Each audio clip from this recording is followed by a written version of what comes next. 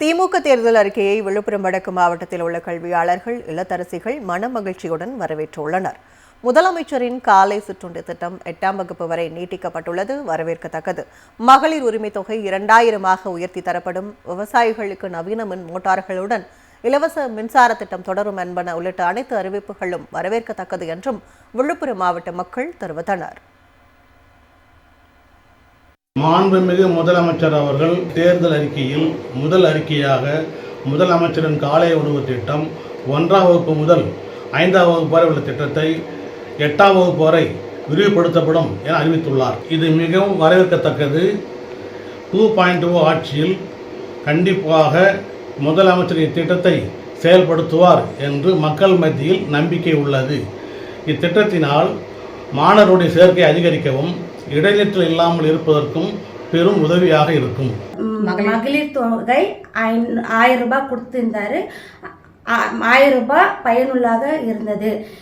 இப்போ 2.0 ஆட்சியில 2000 ரூபாய் கொடுக்கறன்னு சொல்லியிருக்கிறார்.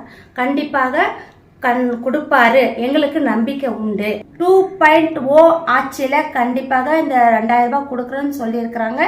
இந்த 2000 ரூபாய் இன்னும் பயனுள்ளாக இருக்கிறோம். திமுக தேர்தல் அறிக்கையை விழுப்புரம் வடக்கு மாவட்டத்தில் உள்ள கல்வியாளர்கள், இல்லத்தரசிகள் மனமகிழ்ச்சியுடன் வரவேற்றுள்ளனர். முதலமைச்சரின் காலை சிற்றுண்டி திட்டம் 8ஆம் வகுப்பு வரை நீட்டிக்கப்பட்டுள்ளது வரவேற்கத்தக்கது.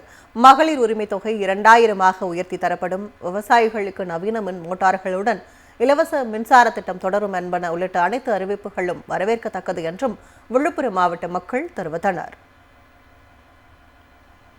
மாண்புமிகு முதலமைச்சர் அவர்கள் தேர்தல் அறிக்கையில் முதல் அறிக்கையாக முதலமைச்சரின் காலை உணவு திட்டம் 1ஆம் வகுப்பு முதல் 5ஆம் வகுப்பு வரை உள்ள திட்டத்தை 8ஆம் வகுப்பு வரை விரிவுபடுத்தப்படும் என அறிவித்துள்ளார். இது மிகவும் வரவேற்கத்தக்கது. 2.0 ஆட்சியில் கண்டிப்பாக முதலமைச்சர் இத்திட்டத்தை செயல்படுத்துவார் என்று மக்கள் மத்தியில் நம்பிக்கை உள்ளது. இத்திட்டத்தினால் மாணவருடைய சேர்க்கை அதிகரிக்கவும், இடைநிற்றல் இல்லாமல் இருப்பதற்கும் பெரும் உதவியாக இருக்கும். மகளிர் தொகை 1000 ரூபாய் கொடுத்திருந்தாரு. 1000 ரூபாய் பயனுள்ளாக இருந்தது.